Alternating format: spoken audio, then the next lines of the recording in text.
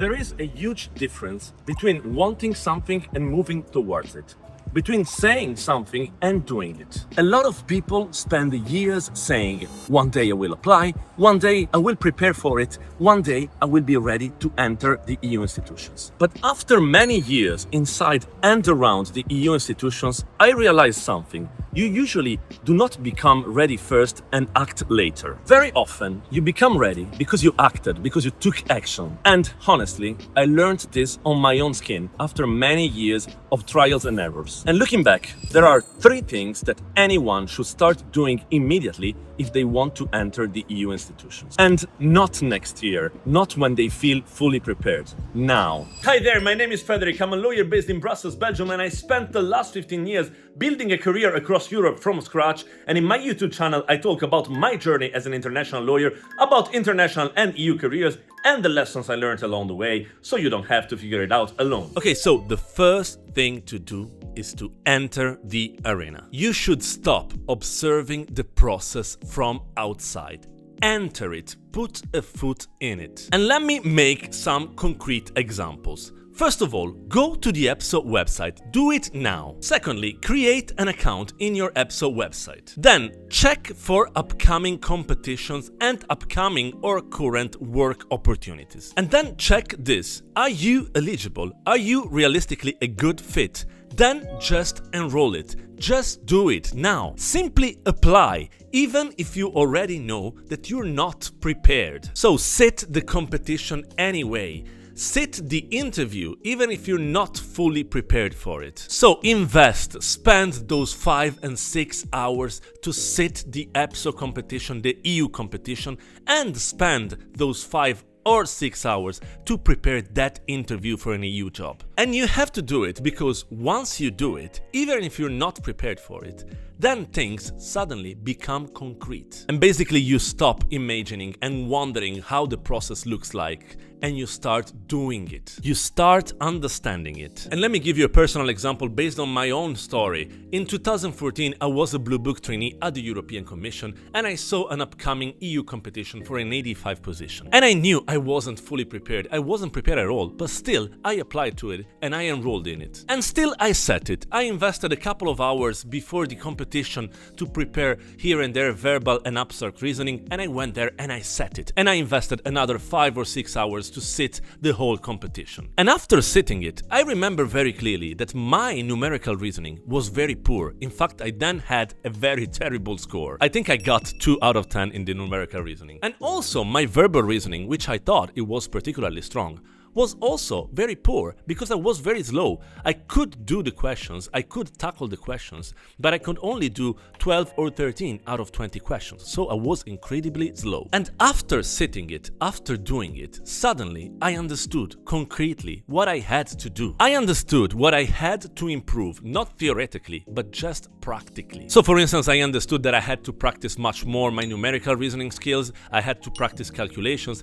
and I had to also practice timing when it came to doing the verbal reasoning and to reading and assessing these questions that I had in the verbal reasoning. And the same goes with applications for temporary positions for EU institutions or agencies, for instance. You see a vacancy that roughly fits your profile, just go ahead and enroll and apply for it. And do it even if you think, oh well, I'm probably not the strongest candidate. You know what? You certainly are not the strongest candidate. And you know what, again? You will never be the strongest candidate. But the thing is that every application, every competition, every interview teaches you something. Maybe you improve your CV or your resume, or you get insights to improve it or to make it clearer. Maybe your motivation letter becomes sharper because you get some questions during your interview or during your application process where you understand that it wasn't clear enough. Or maybe you understand better what types of profiles EU institutions and agencies are looking for. Or maybe you simply get lucky. And again, I remember applying to several positions without success. My first interview for a position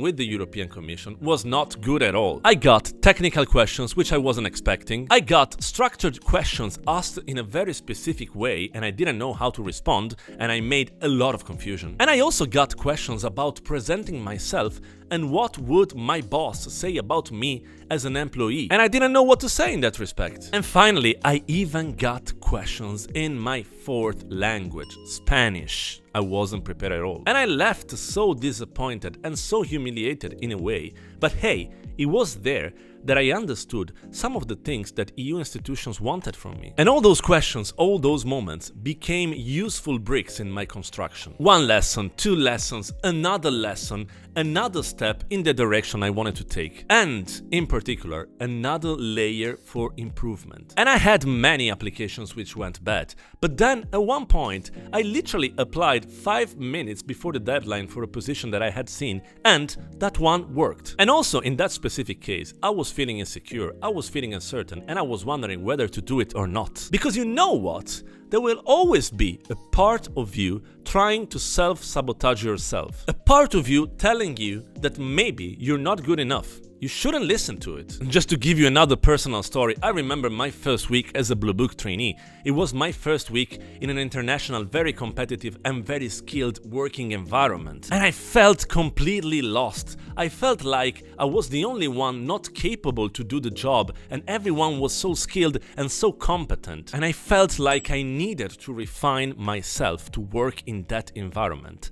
But I was just self-sabotaging myself. In fact, I was thinking maybe I don't belong here. But then I said to myself, keep showing up, keep doing it, keep going for your future self. And that mindset mattered enormously. In fact, I showed up, I continued to move on, I kept going, I applied, I failed, I enrolled in as many competitions and interviews as I could, and all those steps, they helped in the process moving on. So enter the process, enter the arena now, start building your own construction. The second fundamental thing to get into the EU institutions before you feel ready is to find your people. And let me explain. And I know that I discussed a related point in previous videos, and I also clarified that I don't like the word networking if you take it in a transactional way. I don't like those people who take networking as if they have to speak to others only if they can help them in their career. And honestly, if you do that, people feel that. Instead, when I say find your people, I mean be genuinely curious, discover people, discover the environments in which you want to work, discover the characters and the personalities that you may want to work with, and do it for yourself as a person, not for yourself as a professional or for your career. Simply because every meaningful conversation will enrich you. And it will not just enrich your CV or your professional network, it will enrich your life and yourself as a person. And maybe, if you're genuinely curious, you may ask people, hey, how did you enter the EU institutions? What surprised you about the process, about your journey into the EU institutions? What do you enjoy? What do you not enjoy? Or what would you do differently if you were to start again from scratch? And learn from these experiences, learn from other people's experiences, and then you will realize that over time, relationships will emerge very naturally, and not forced relationship, the networking that someone in the comments was talking about. Real ones, real relationships. And again, just to give you an example, when I was a Blue Book trainee, I made friends with many people, including heads of unit, and I got along with them very well. And at one point, a head of unit remembered me and he called me. He asked me whether I want to interview for a position in their unit. And another example relates to a very good friend of mine with whom I worked in an international law firm in Brussels, and we got along very well. And after a few years, he joined the European Commission. And then after another few years, he saw a vacancy while he was at the Commission, and he said to me, hey, that vacancy fits your profile very well. Why don't you apply? And indeed, I aligned very well with that vacancy because I had written a couple of articles specifically focusing on that legal issue. And in the end, that vacancy landed me my first temporary job in the European Commission. And none of this came from blurry networking strategies. It came just naturally. It came from genuine relationships built over time. And I wouldn't have known anything about that vacancy in that unit if my friend didn't tell me about it. Simply because maybe I was not monitoring a website or a page of that specific institution, that specific DG. But genuine connections and genuine relationships helped me in that respect, helped me move on. So don't approach people asking yourself, what can this person do for my career? That's wrong. I would approach people asking yourself, What can I learn from this person?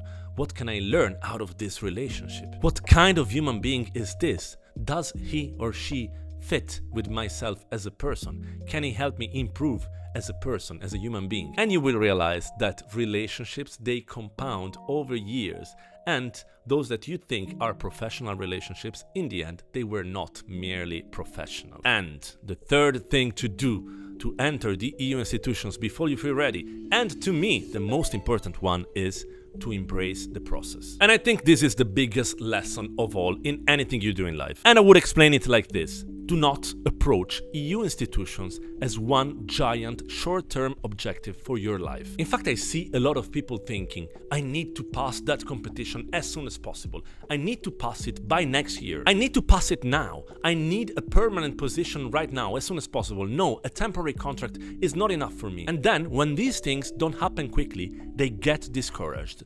Very discouraged. And maybe they give up completely because they didn't embrace the process. In fact, international careers and careers in the EU institutions, they have to be approached gradually. They are built gradually. And you can start in many ways. You can start with a traineeship, with a temporary contract, with a contract agent position, with consultancy work outside the EU institutions. And then slowly, little by little, you make your way if you really want it. This is how many careers, not only in the EU institutions, are built. During my earlier years as an international lawyer, I did many things, and life was happening in parallel to my path, to my journey, to one day get into the EU institutions. I was working in international law firms. I had other responsibilities. I had doubts. I had setbacks. I had failures. But underneath all of that, I kept building. One competition, one interview, one application, one conversation, one step forward. Brick by brick, as I said. And if I look back, I realized that there was never a single magic breakthrough moment. There was simply constant movement in one direction. Or maybe